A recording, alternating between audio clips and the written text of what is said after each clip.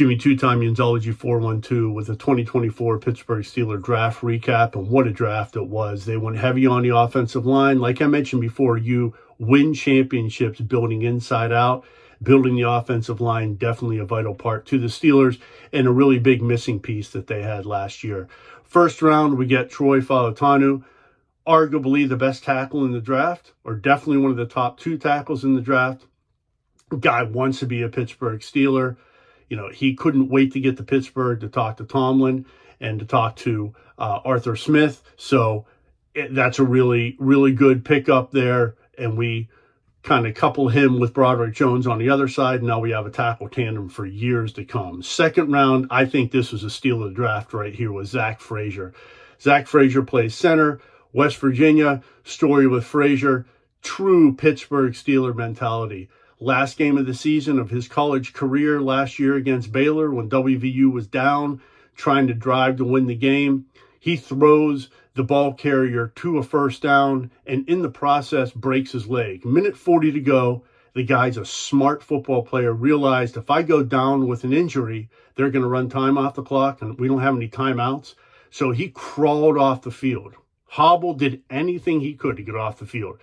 Everything to do with his team winning and putting his team in the best position.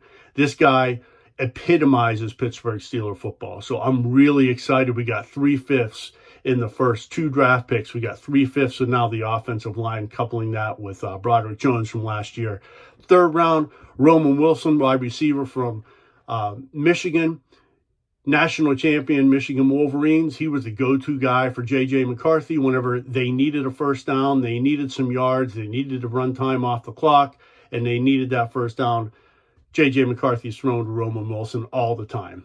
Number 1 receiver last year, yard-wise and catch-wise. Fourth round, this guy here, Peyton Wilson from NC State. All indications are if he didn't get hurt, he would have been a first-round pick. So we got, in essence, a first-round graded player in the bottom of the third round. This Peyton Wilson guy, sideline-to-sideline guy, has a motor that won't quit. He was quoted as saying that he would die on the football field for his teammates. He reminds me a lot of another guy that we had in the championship years of yester back in the 70s, Jack Lambert. Played inside linebacker, mean, nasty dude, but he was able to stick his nose up in the run, drop back in the pass, sideline to sideline. Motor never stopped. He just kept going and going and going. Best teammate with NC State, from what I understand. And all indications are from people that I know that went to NC State, hey, what's up, pork chop? They say that he may be the best player to come out of NC State in the past 25, 30 years. So steal the draft in the bottom of the third. Fourth round, Mason McCormick, guy I thought that they should have gotten, and they did. He plays guard. He's from small school out in the upper Northwest.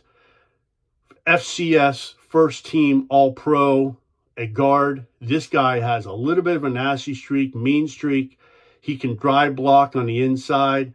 He's a huge body as well. So now with these 3 of the 5 draft picks this year, plus Broderick Jones, now we have 4/5 of the offensive line for years to come. The great thing is with McCormick, he doesn't really have to start. He can wait a year and learn the process and learn the system and then go into next year. So we have some building blocks there, and we have some potential starters from day one. 6th round, Logan Lee, defensive tackle, big body once again, motor that doesn't stop.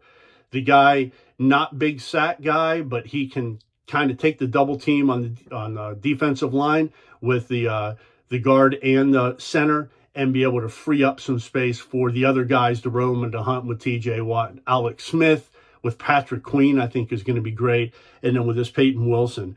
And then the last pick that the Steelers had, that second pick that they had in the 6th round, they get this Ryan Watts guy, cornerback. The guy's 6'3". He goes on with Corey Trice, who's also 6'3", Joey Porter, who's 6'2". So now Tomlin and upper management are really trying to build those taller cornerback and get a cornerback room where they could almost all kick in and play safety, but they have really long arms.